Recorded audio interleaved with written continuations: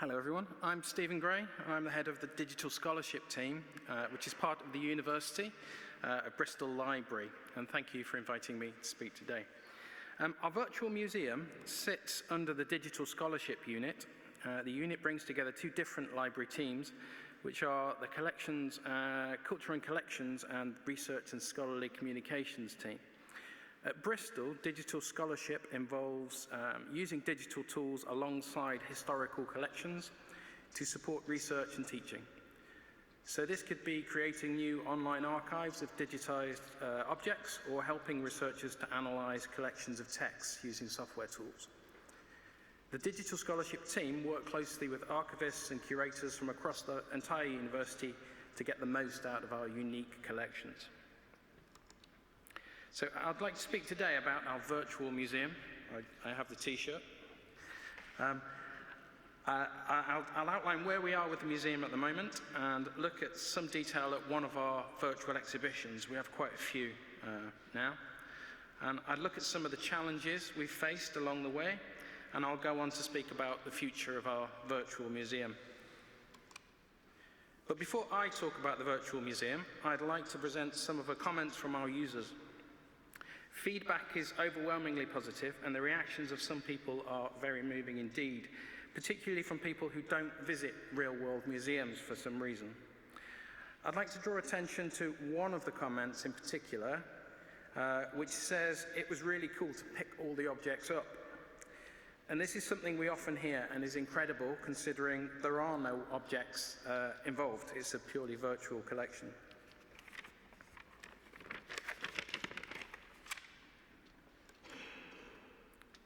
So the uncertain space is our virtual museum. It's not a single game, but available on multiple different digital platforms. So the aims of the museum are to increase meaningful engagement with our collections, to widen our audiences both geographically and demographically, and we're especially eager to reach neurodivergent audiences and communities who would not usually use our physical collections. We want to foster new forms of collaboration, for example, by co-curating exhibitions with communities. And we want to allow access to ephemeral or fragile items which cannot be physically handled. And crucially, the virtual museum is a different route into our collections. It's intended to be a complementary form and not to replace any other form of access to the collections. So the museum is built around a main hall. We'll play a video now, kind of giving you a walkthrough.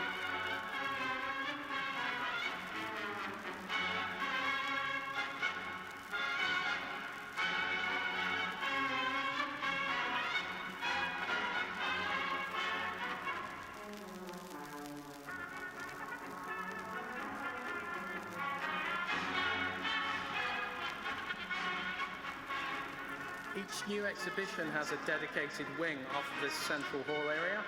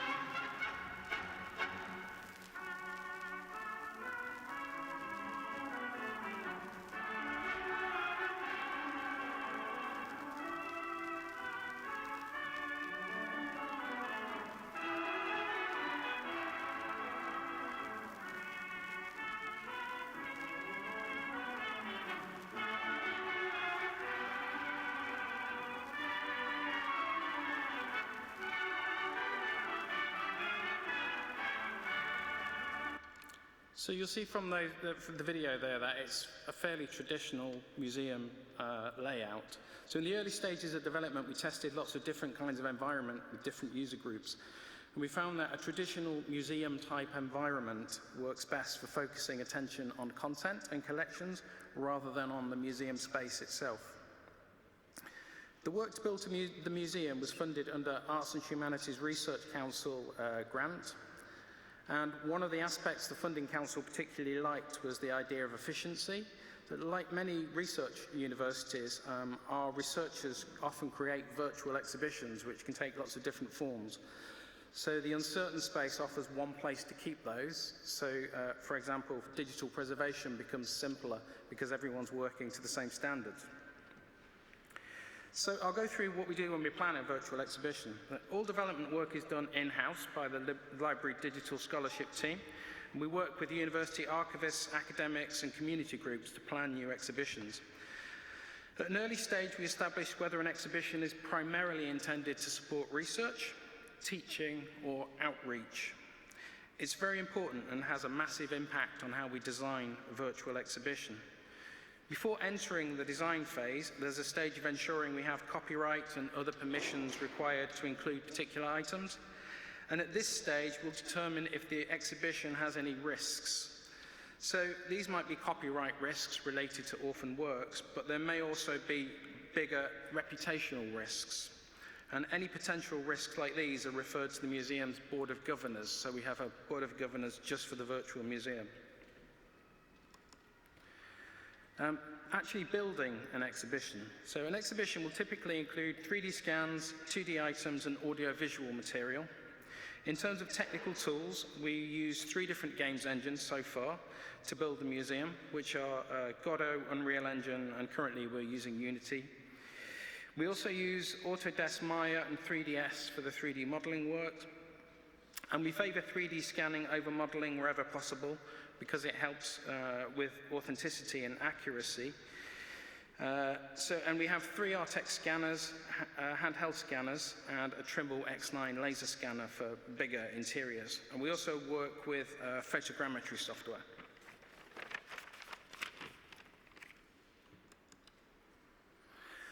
We offer currently 3 different versions of the museum.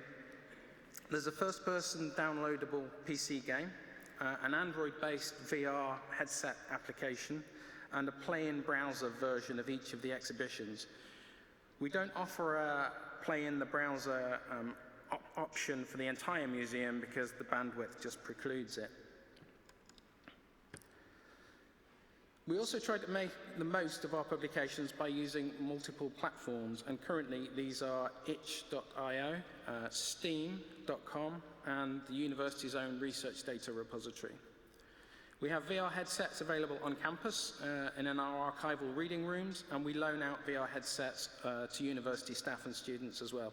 And we've got 2 dedicated curved screen gaming PCs as well that we can move around the campus.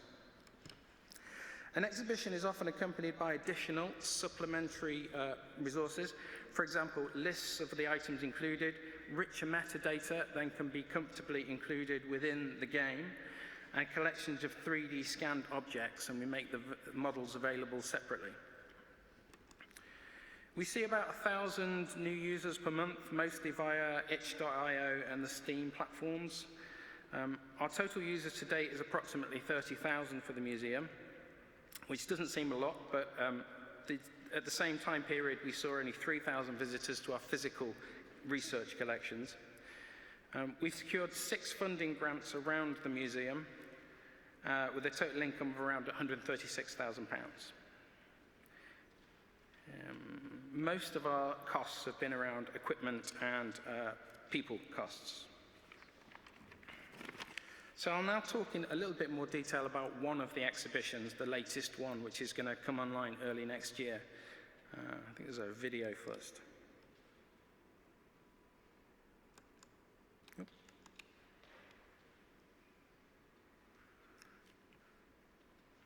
You play the video.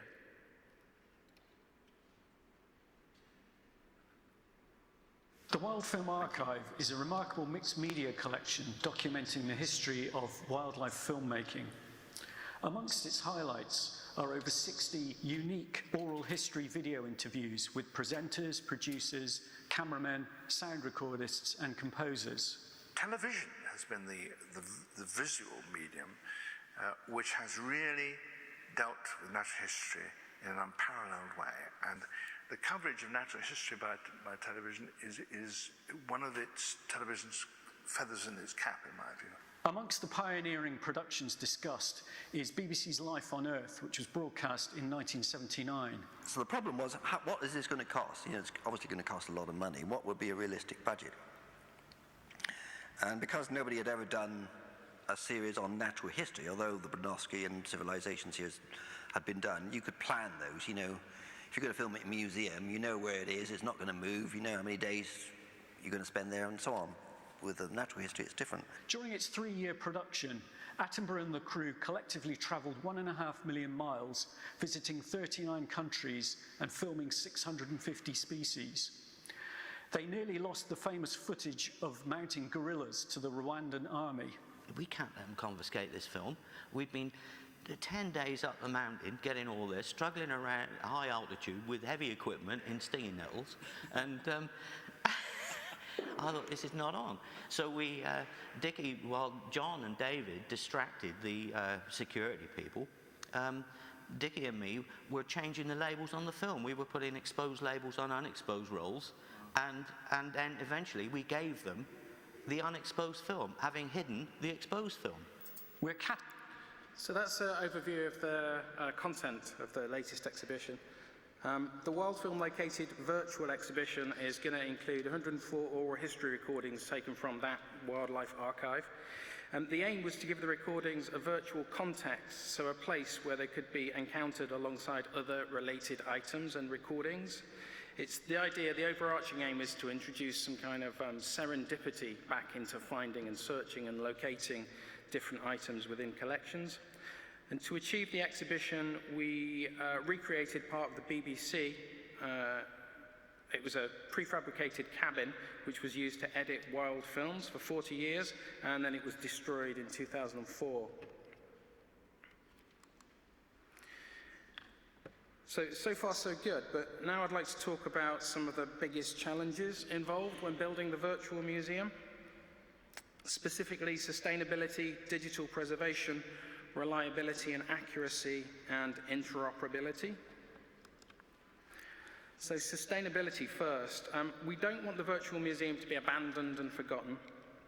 A lot of time and work's gone into it, and we have a responsibility to keep the virtual doors open as long as possible. That's one of the reasons we do our own in-house development. And I see virtual curation as an important professional skill for my team, deserving the same level of care and hard work as real-world curation. For the same reason, we have a board of governors for the virtual museum. And not only does this provide a level of accountability when difficult decisions have to be made, but it also helps my university take the virtual museum seriously, and raising the profile of the museum internally within the organisation is one of our keys to long-term sustainability. Digital preservation. So related to sustainability is digital preservation. Digital experiences are hard to preserve, as we probably all know. Technologies become obsolete very fast. In an attempt to overcome this, we use open code and formats wherever possible. We diversify the commercial technologies we use in case any single product or vendor should change or disappear. And we use a significant properties approach to digital preservation. And this includes documenting what a digital experience is meant to do. So that is the role that it plays. And then making preservation decisions to ensure that it continues to work in the same way. So as an example, we migrated the entire museum from Unreal Engine to Unity Games Engine. And in doing so, every part of the museum was replaced. But from a user perspective, the service was maintained, and I doubt they noticed any particular differences. So reliability and accuracy is something which has come up over these 2 days. Is a digital reproduction reliable? Is it accurate? Is it factual? These are difficult questions, made harder by generative AI tools. We unpick by asking first what degree of accuracy is required for a particular virtual exhibition. So a laser scan of a Stone Age monolith may need to be very accurate for research purposes. But if it's intended for secondary school pupils, We might instead prioritize interaction and engagement. It's important to know what level of accuracy is desirable given budget and time constraints, and it's also important to make this clear to the user. This too has come across over the past couple of days for me. So we use the London Charter, which is an internationally recognized set of principles around computer-generated visualizations intended for research and education. Interoperability. So trying to ensure as many people as possible have access to the museum is hard. It's in the commercial interests of commercial vendors to ensure that what works on one system will not work on another system. Also, the cultural heritage sector is not generally very good at sharing content. So we use the CDOC conceptual reference model, published as separate metadata records for some of the exhibitions, to try to improve interoperability. And similarly, we share our data sets along with DataCite metadata records. We also openly publish our practices on the website and in our institutional repository. In addition, we closely follow what organisations like Europeana Foundation are doing to promote general collection sharing, and we're actively looking at how we might contribute our virtual environments. So this brings me on to future development. We have a list of 26 new exhibitions that we're either planning to start work on or are working on at the moment. Most of these will need grant funding to realise, and all of them, needless to say, will be amazing additions to the museum. We're hoping to implement multiplayer in the near future, and multiplayer is actually already built into all of our games, but it's switched off. And one of the reasons is not technical, but it's ethical. So we need to find staff, humans, who can moderate behaviour within multiplayer games. And we take this very seriously, as the virtual museum is an extension of our physical museum spaces. So we've got a duty of care to people who visit the physical space and also the digital space. Longer term, we'd like to see a collections web. So this would be a cross-collection spatial digital experience where we could move between institutional collections, so not only our collections, but potentially yours too. And with this in mind, I'd like to issue a call for collaborators. If you're working on your own virtual space, then please get in touch, because joining institutional digital collections together, I think, would increase the impact for everybody. So lastly, I'd just like to say that I'd like to frame the virtual museum so that the museum has genuine impact, not virtual impact, but actual impact. It reaches out to new audiences from around the world, and it also tells stories both huge and tiny, personal. It's also a risky endeavour and is capable of failure, and in some ways it's very vulnerable. So in the end, our virtual museum is nothing more and nothing less than an actual university museum. That concludes my presentation, and thank you for listening.